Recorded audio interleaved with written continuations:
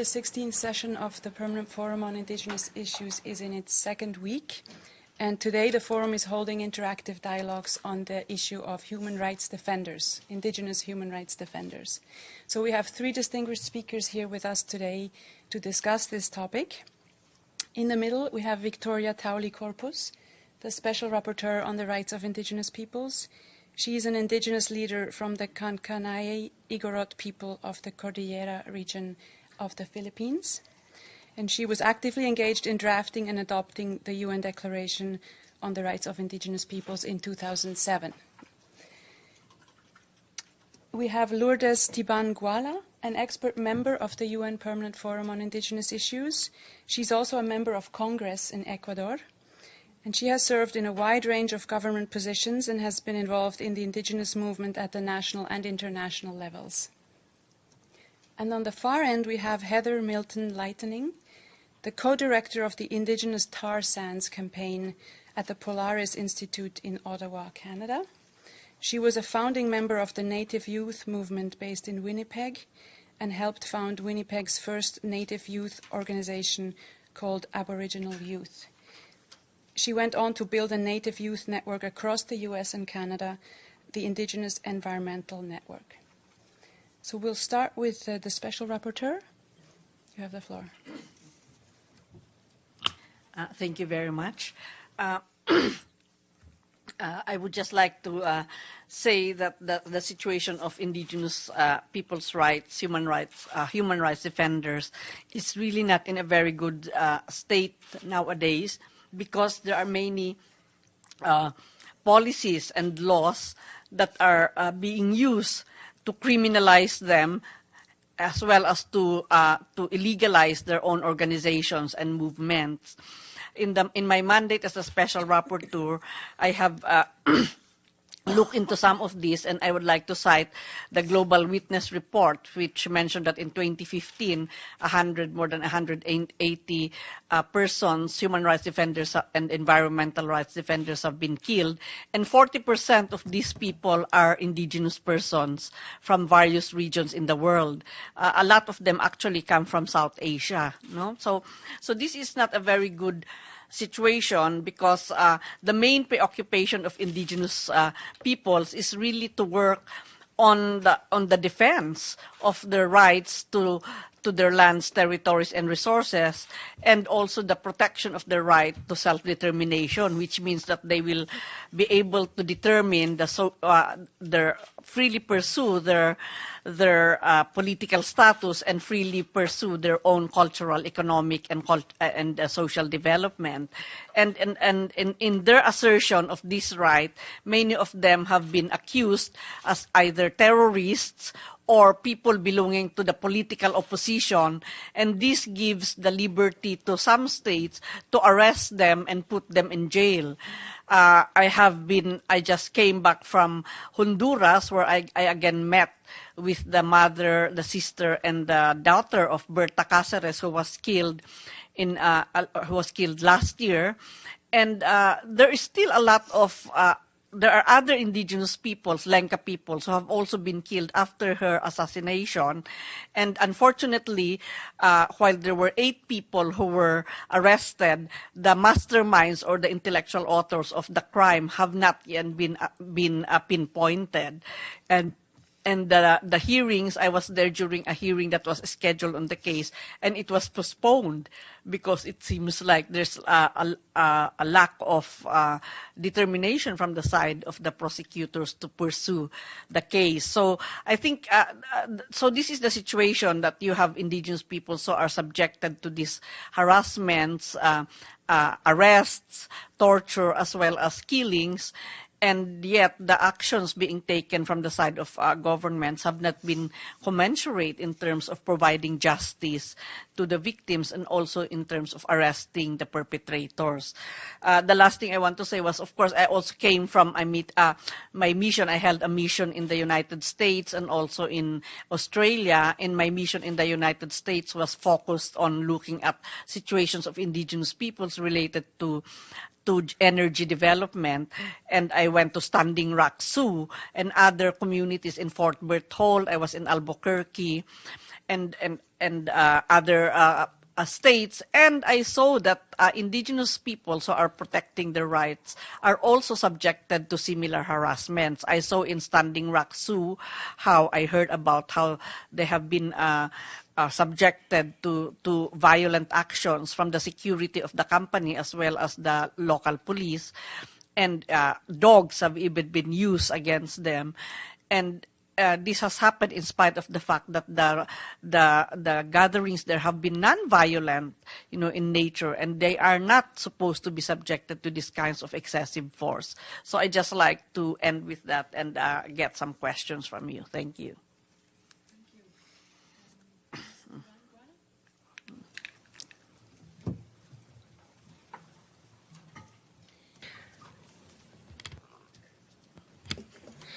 Muchas gracias por la invitación. Para mí es un gusto poder compartir con doña Victoria, una experta que conoce el tema a nivel del mundo, el tema de los pueblos indígenas.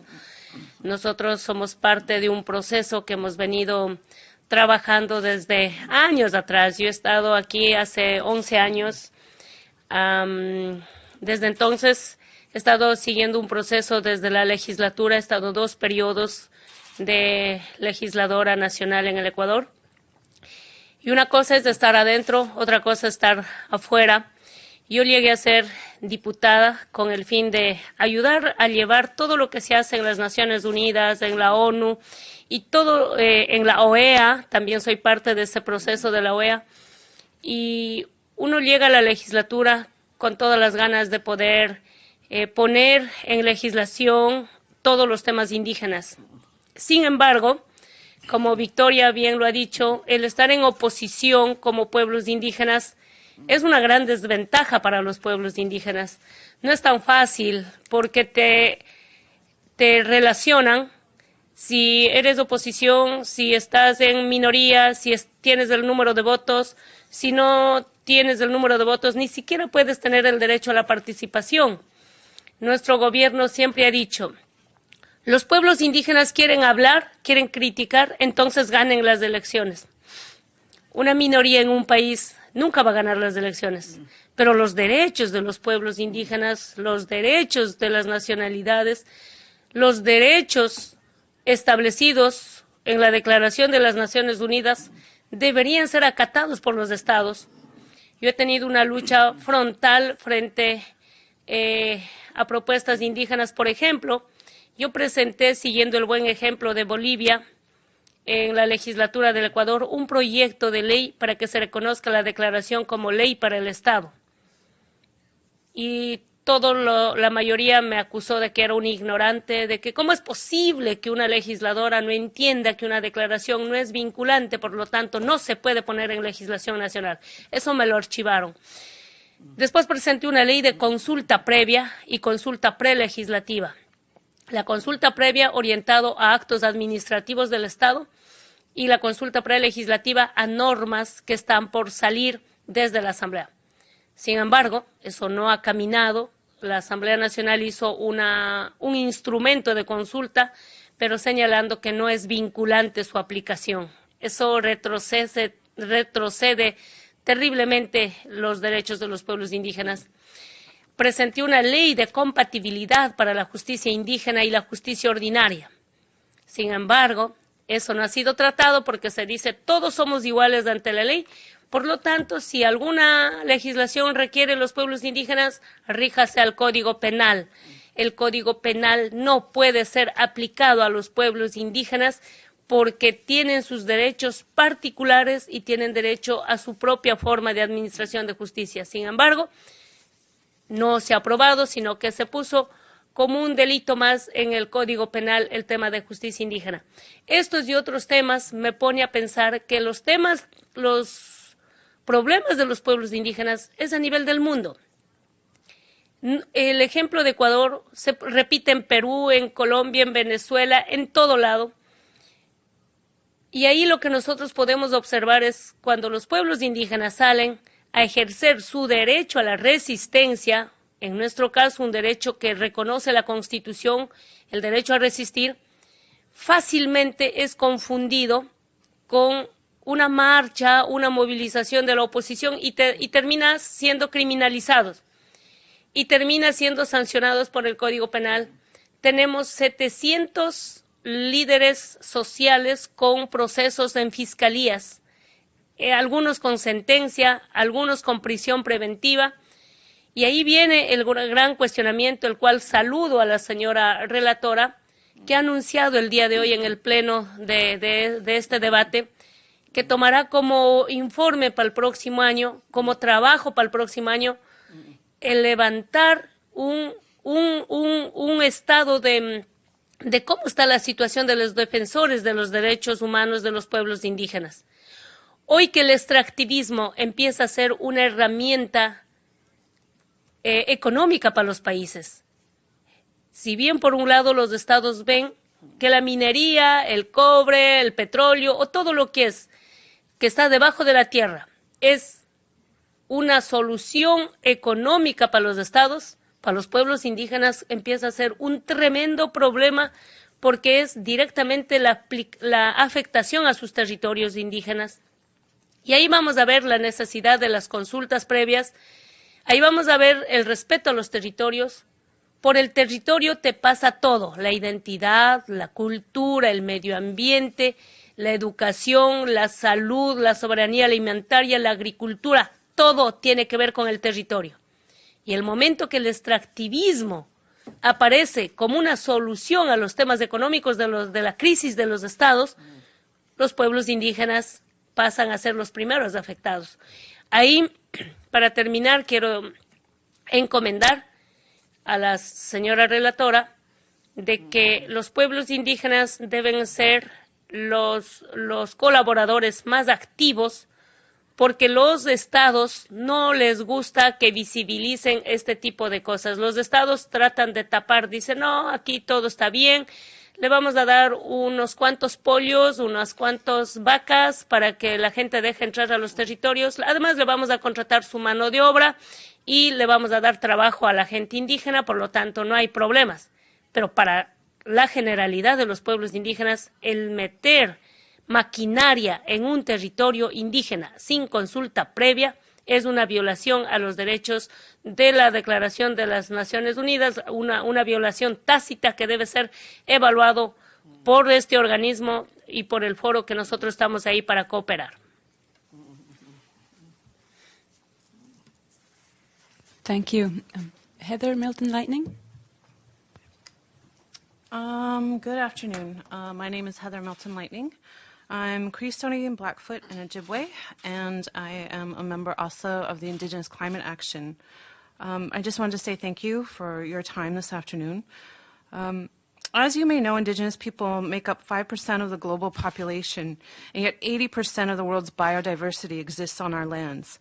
We understand that our lands represent the last frontiers of resource development and extraction.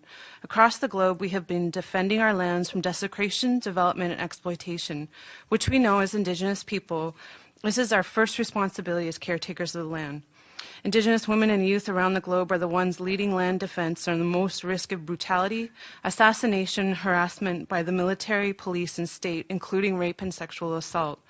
In Canada, we know that surveillance, harassment, and assassination are a part of the colonial process to settle our homelands. In Canada's recent history, we have seen the military deployed to Kanesatake in 1990 over the resistance to the desecration by a construction company to a burial site in the Pines. Since this time, Canada has continued to ignore the rights of Indigenous people enshrined in Section 35 of the Canadian Constitution. We also call for inquiry into Gustafson Lake and honor the memory of the Wolverine, who was a leader in the fight for sovereignty and self-determination. There are many struggles of Indigenous people to protect their lands from the Site C Dam expansion in Treaty 8, the continuous non-stop leasing of tar sands projects in Treaty 8 and Treaty 6 to every oil company on Earth with no consent or consultation by Indigenous peoples. To grassy narrows who have called for a cleanup of mercury poisoning in their waters, whose people have maintained the longest running roadblock in Canadian history to stop the logging on their territory, to Burnt Church and the many struggles to fight for the right to fish and manage their own waters since time immemorial, to Elsie Buktuk and the deployment of the new military arm of the RCMP to their lands when they stopped the fracking seismic testing in 2013, to the Onastoten clan occupying their lands to stop 3 pipelines, mining and logging in their territories, which were never ceded to any government, to the community of KI where their leadership were arrested and thrown in jail for stopping the expansion of a precious mineral company without their consent by the government of Ontario. We stand with the Lenca peoples of Honduras and the calls for justice for Berta, understanding that Berta was one of many assassinated by the state and the level of violence inflicted on their people for protecting their homelands. Knowing that the implicity of Canada as a state by harboring mining companies known for their violence and killing of land defenders in South and Central America. We know that the Canadian government continues to violate the rights of Indigenous people by continuing to lease and sell lands for resource extraction without free, prior, and informed consent. They continue to ignore scientific evidence and studies showing the devastating impacts of resource extraction on Indigenous communities. We call for the states of the world to implement the United Nations Declaration on the Rights of Indigenous People. We call for the divestment of extraction projects on Indigenous lands and investment in sustainable community-led projects and investment into the renewable energy economy, also known as just transition. We stand with the water protectors of Standing Rock, who many have suffered at the hands of Morton County Sheriff's Department. We again call for the immediate cease and desist of the militarization of Indigenous peoples' lands, territories, and communities. We want people to understand that these struggles are led with ceremony and with prayer. Our people have maintained nonviolence, even when the states treat them as non-humans, and that we are expendable. We defend the water and our way of life because we love it and because we care so much for it. I wanted to give a moment to LaDonna Bravebird Allard, who's sitting here in the front, if you want to come up for a second, and to talk about Standing Rock very briefly.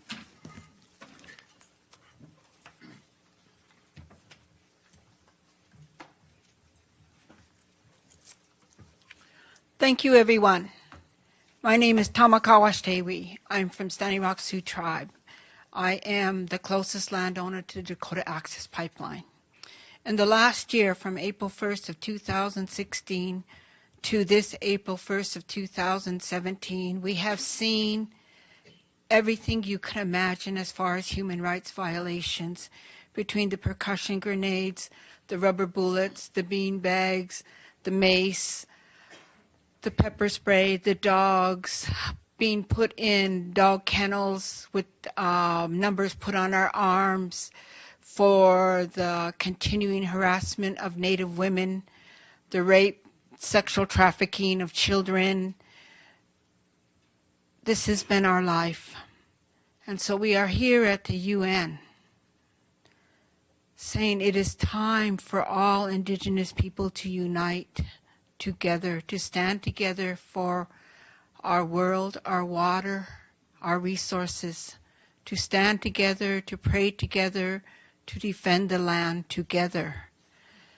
And with that, through our network of International Native Tradition Interchange, we are asking for Indigenous people to have a vote on the floor of the UN as any other nation, to have an ambassador to represent us. Midakwase.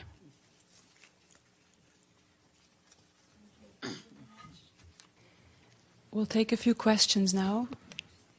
Do you want to? You can stay. Okay. Any questions for any of the speakers? Yes.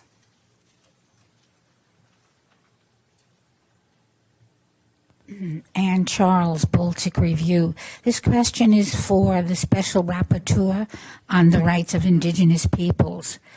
Can you give us an update on the situation on the indigenous peoples of the Ukraine, the Crimean Tatars? Have you seen any progress at all on their situation since they were occupied by the Russian Federation? Yes. Well, I have read some reports about the continuing harassments and arrests of some of the Crimean Tatars in Ukraine. And it doesn't seem that there are solutions being put in place. I think that the international community has to be more strong in terms of demanding that the rights of the Crimea Tatars should be respected, and that they shouldn't be made to choose between belonging to Russia or to Ukraine. I think it's their right to determine, how they can assert their rights as a distinct peoples and how they themselves can create their own nation. Thank you. Thank you. Mauricio Guerrero from the Mexican News Agency, Notimex. This is to a special rapporteur. Thank you so much for the briefing. I understand that you were invited to visit Mexico. When are you planning to visit this country, and what are the main issues that you're going to be looking into? Thank you. It was announced this morning by the government of Mexico that they are inviting me to visit Mexico in November of this year, which of course I welcomed, because I have also been made aware about the situation of indigenous peoples in Mexico. I have, of course, received the reports about the disappearance of those teachers. I have received reports of some indigenous leaders who have been harassed and arrested, and some who have been killed as well. And I think this is an issue that I will look into and look at what is the role, what is the state doing to address this massive human rights violations happening within that country. And I would also like to take a look at how the indigenous peoples who have been fighting for the rights to their lands and territories are also being how are their issues being responded to by the government. I am also aware that there are autonomous municipalities in Mexico in which indigenous peoples are part of running those autonomous municipalities. I would certainly like to see whether this is a good practice that should be supported more strongly within Mexico, but also from the international community.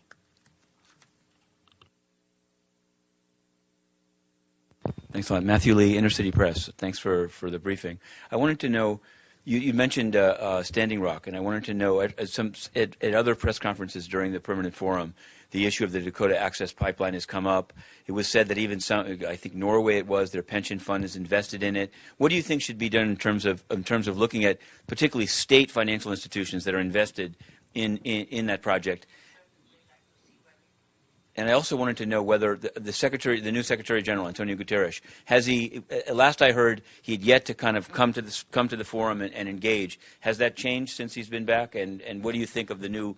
Do you think it's a hopeful prospect, or there's some education that needs to be done? Thanks. Sorry, I think that these efforts to divest from the Dakota Access Pipeline are really good efforts, because I think in a way it does these efforts and the ones who are doing it recognize that the right processes in terms of consulting indigenous peoples and obtaining their free prior informed consent have not been done.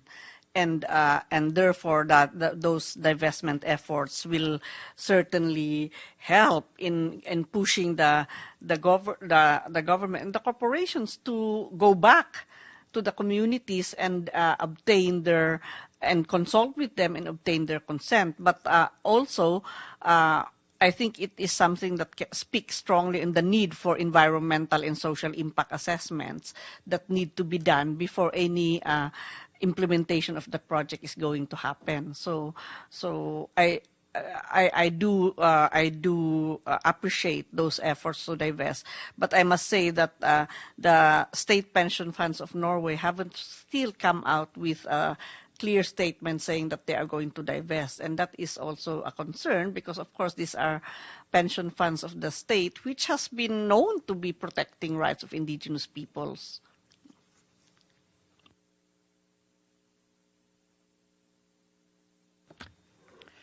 So one of the things that we have looked at is how do we do this in a prayerful, nonviolent, direct action, and divesting was one of these. And so I just did a TV program for Norway and the pension fund yesterday. we are asking the whole world to divest from extraction energy.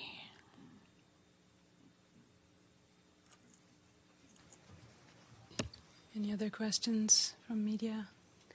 Yes. Voy a preguntar en español a la legisladora de Ecuador. ¿Notó usted algún cambio con el gobierno de Rafael Correa en relación con el trato de los pueblos indígenas en Ecuador? ¿Y cuál es su perspectiva sobre el presidente electo Lenín Moreno sobre estos temas?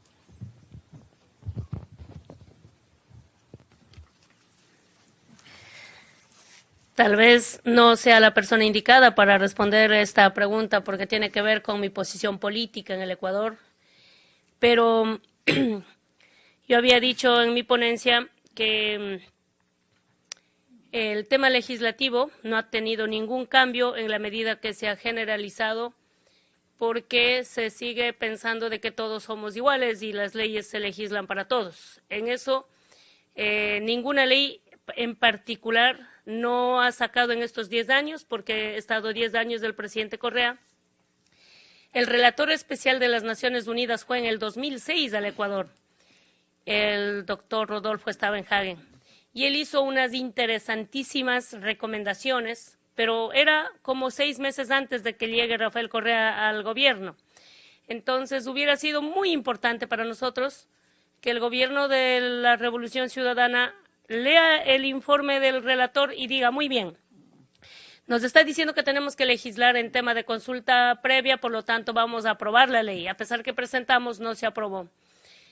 El tema de ley de justicia indígena es otra de la recomendación de Rodolfo Stavenhagen, pero tampoco se aprobó, me archivaron el proyecto porque dicen que el Código Penal debe ser general y no excluir a nadie. El tema de instituciones indígenas. Para la llegada de Rafael Correa, las instituciones habían sido creadas a través de levantamientos indígenas.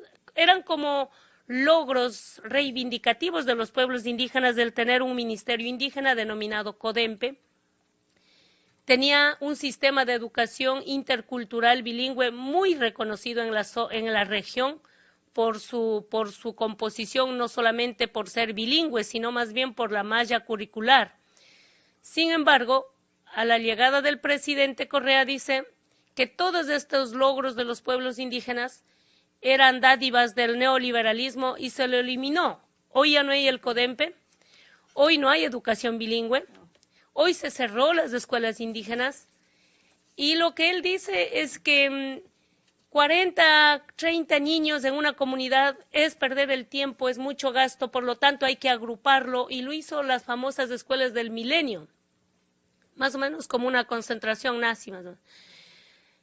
Quiere tener de 1,000 a 1,500 niños, pero cuando son 20, 30 niños, esos no tienen derechos porque están aislados y no pueden estar con tecnología de punta, no pueden estar con atención del Estado. Nosotros nos hemos opuesto a eso y hemos hecho grandes movilizaciones para que se respeten los derechos de los pueblos indígenas y consecuencia de ello tenemos varios encarcelados. Tenemos como el caso de Saraguro, por ejemplo, que es un caso emblemático en las marchas del 2015, de agosto del 2015, que hubo un cierre de carreteras en un pueblo indígena y como emblemático se ha sancionado con 4 años de cárcel a una mujer indígena saragura y a otros más. Estos procesos siguen en marcha, esos procesos legales tendrán que terminar con sentencias penales y no sabemos hasta cuándo vamos a estar en esa zozobra. Por lo tanto, yo he pedido a la relatora que sí es importante que 10 años después, que ahora ya no hay pretextos. Rodolfo Stavenhagen dice en una parte del informe que los pueblos indígenas del Ecuador no han logrado legislar para pueblos indígenas por la inestabilidad política que vivió el Ecuador, porque en 10 años tuvimos como 4 presidentes. Ahora no hay pretexto, ahora ha estado una estabilidad política de 10 años y no hay por qué poner un pretexto que no se puede legislar. Además, tuvieron mayoría el gobierno. ¿Qué expectativa esperamos ahora? Yo pienso que va a bajar el nivel de confrontación, al menos eso espero. Podríamos tener un presidente que está extendiendo las manos. Él ha dicho que extiende las manos a los pueblos indígenas, pero el movimiento indígena le ha puesto también una condición ahora. No vamos a dialogar con el nuevo gobierno si no da la amnistía para todos los luchadores sociales, para los luchadores indígenas, para los criminalizados indígenas en defensa de los territorios indígenas. Si no hay ese indulto, esa amnistía, el archivo de los casos penales se vuelve incondicional, que el gobierno,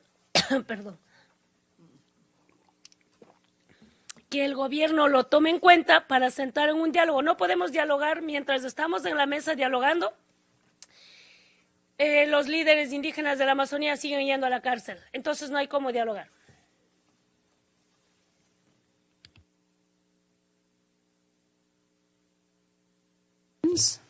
We'll end here, and thank you very much to our speakers. Thank you.